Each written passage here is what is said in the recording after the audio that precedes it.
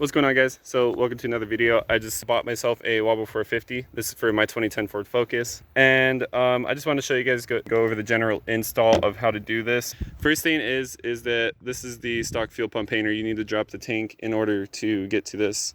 I just went ahead and cut a hole down in the back. It was safe. I went ahead and cleaned out my gas tank and got my wiring all ready to install. First thing that you need to know is that the top painter, as far as what holds the original fuel pump in, all this has to come apart. So you need to remove your fuel pump. Pretty much you will undo these tabs all the way around, and this top piece right here will pretty much be able to loosen up, and there are some locking clips on the sides that kind of hold it in, and these little slides are a little indented, so you want to get those guys out to start out. So the next part is going to be the wiring. Just unplug your fuel pump and unplug the connector. As you can see, there are two connectors here on the bottom of the fuel pump hat. This left one right here is going to be the fuel level reader, and the right one right there is going to be the original one for the pump. You do not need the original connector anymore unless you do decide to try to splice into the wiring. So pretty much the base of the installation was really easy. However, the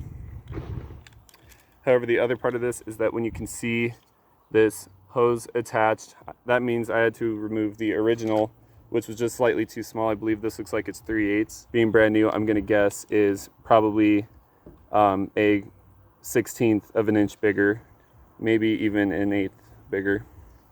The next part to this is going to be the wiring. Once you get the fuel supply hooked up, you are going to want to deal with the wiring. As you can see right here, that I have the connector attached inside of the tank, and this is okay. All this stuff is gas resistant, and you're going to want to go ahead and get your wires so they can go from the inside of the hat to the outside. So you can see right here I have my wires sticking up, and they are going straight through the top. So what I went ahead and did here to make this work is I grabbed an awl. You can pretty much use a small drill bit, go and heat it up, and then you can pretty much puncture through the top hat, so that way you can expose your wires and get them through to the top so we can cut into the stock harness. The next thing you're going to take note of is that this 450 is going to use its own filter, and this is the stock in-tank unit lifetime filter that comes with these cars. It has the switch right here.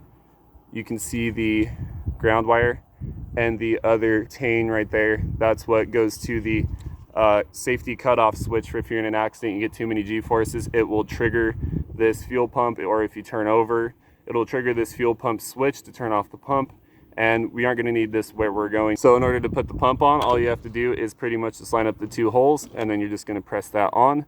And as you can see, there's some extra support, so don't be afraid to push too hard. You want to make sure that this clicks all the way, because if this filter does fall off and anything gets in your injectors, it will definitely clog up your injectors pretty bad. So lastly, but not least, the connector, we're going to be going ahead and cutting out these two wires to this connector to wire them up, and we're going to go ahead and modify the basket so that way we can fit in our 450 inside of our fuel tank. All right, guys, sorry if there's a little wind noise. So as you can see right here, I have the canister sitting out. You can tell what direction this is facing by this little bracket right here, this flat piece. That is where the fuel level reader sits. And pretty much I took every single thing out of it. There is a couple things to take note of when you're modifying, is that there is a little fill check valve. You will not need this anymore. You can just pull that out. And there's also some little small lines that run through the bottom. You don't need anything hooked up to this, so make sure any O-rings, fittings, gaskets, anything that was sitting in here all gets removed, because you don't want that stuff getting sucked in. So as you can see here, we have a cut. So pretty much from this point, these 3 points, you can see that I just cut in between the two original hanging locations for the fuel pump hat. So what I did is I just cut in these two sections. I went all the way and grinded down to the bottom almost, so that way this pump can sit on the outside, because with the fitting of this is about 6.5 inches, and this pump doesn't fit inside of the fuel bowl, so we won't be able to utilize it, unfortunately.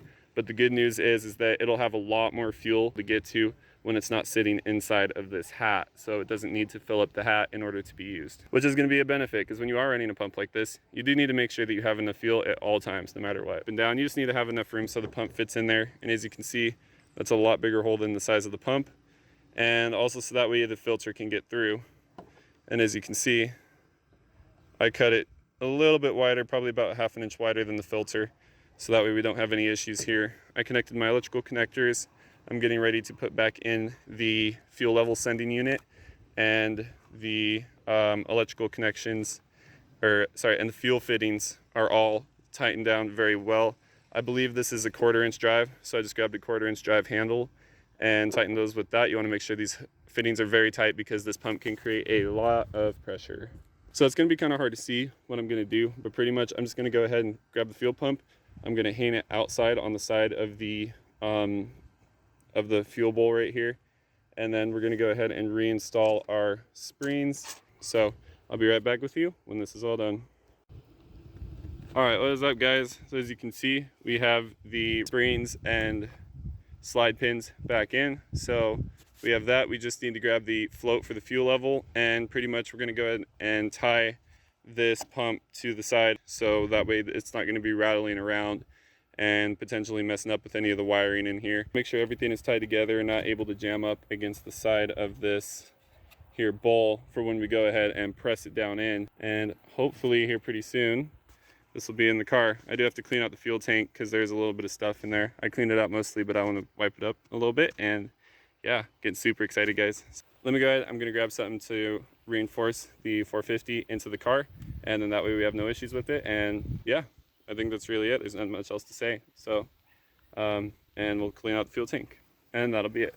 So I went ahead and grabbed one of my worm style clamps over here, and I went ahead and just put a little bit of a retaining pressure. I cut out a slot on the side of the fuel bowl, and I went ahead and tightened this guy all the way down. It's still got a little bit of slack, but as you can see, it's pretty squeezed up in there.